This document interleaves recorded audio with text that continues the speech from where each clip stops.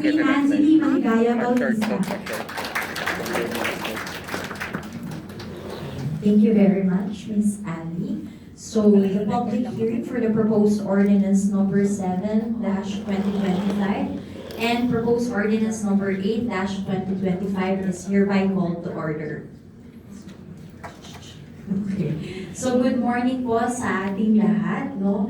I also would like to acknowledge, wala pa si Vice Chairman, okay. Ang ating Chair on Committee on Barangay Affairs, dahil po wala si Honorable Rafael Paterno, nandito po kanyang Vice Chairman, Honorable Romel Enriquez. Ang ating po kasamahan sa at members ng Committee on Health and Population, Honorable Alden Magulayan, Honorable Aimee Sanemo. And sa lahat po ng ating pong budget officer, nandito ang ating pong SP Secretary, ang ating population officer, ang ating pong si Doc Soriano, nandito din po. And all doctors of Rural Health Unit Officer, lahat po ng ating samahan ng BHWs and BNS, no? Yung ating Liga ng mga Barangay, kung meron representation, ayan ma'am. Ang DILG po natin, nandito din. And all other members and stakeholders of this committee and for our proposed ordinance number 7 and number 8. Good morning po sa ating lahat, no? Unang-una, this is a great honor to present to you our proposed ordinance number 7 and proposed ordinance number 8. Alam ko po, dati meron na rin po itong ginawang ordinance, no, ni BM Kirby Salazar, no, at nag-usap po kami ni BM Kirby since meron po tayong mga nais din idagdag doon po sa ating BHW and BNS ordinance, no. Matagal na po, parang since 1980s, meron na rin po tayong mga BHW, pero typically, ito po ay 1 barangay health worker per 20 households.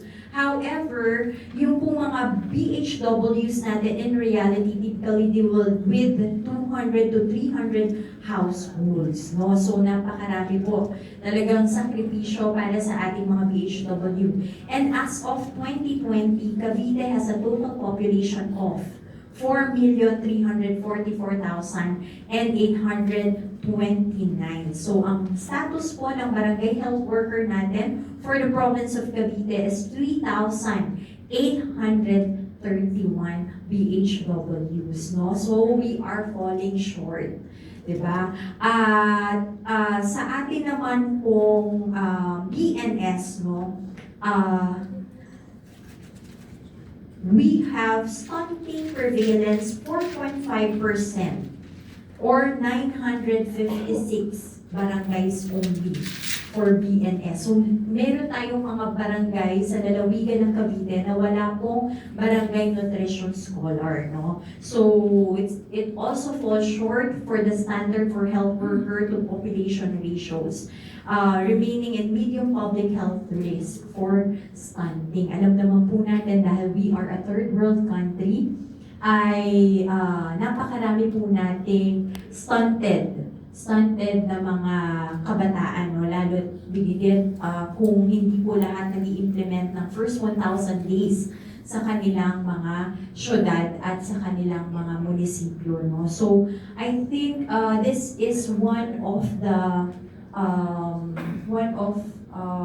other major ways kung paano po natin mapapaayos at mabibigay ng karagdagang quality services in terms of health, no? Ay bigyan po muna natin diin itong mga BNS at itong mga BHW because they are the frontliners of our barangays, no? So, hindi ko na po makakahabaan. I would also like to call our Chair on Committee on Barangay Affairs, which is Honorable Romel Enriquez, for his message. Vice Chair. Wala yung chairman ko eh.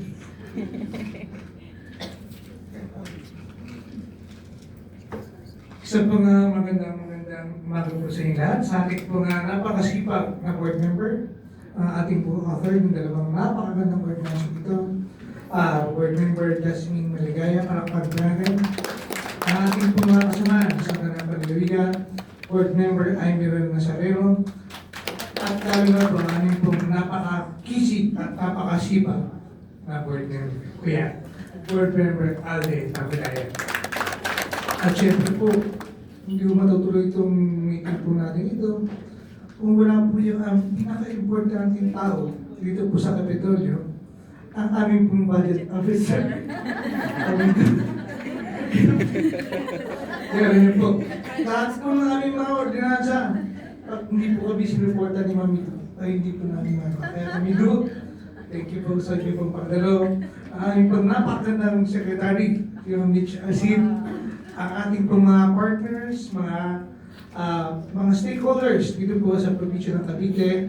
Isa po nga magandang mga po sa nila. Una po sila, napakaganda po ng mga nasa dito. Dahil naman po natin na ating pong mga DHW at BNS ay puro honorarium at alam po ang nakukuha. Alam po natin na talagang hindi po sasapat para sa kanila na sila po makapaglingkod na meron pong konting incentives na. Pero, bagaman sila po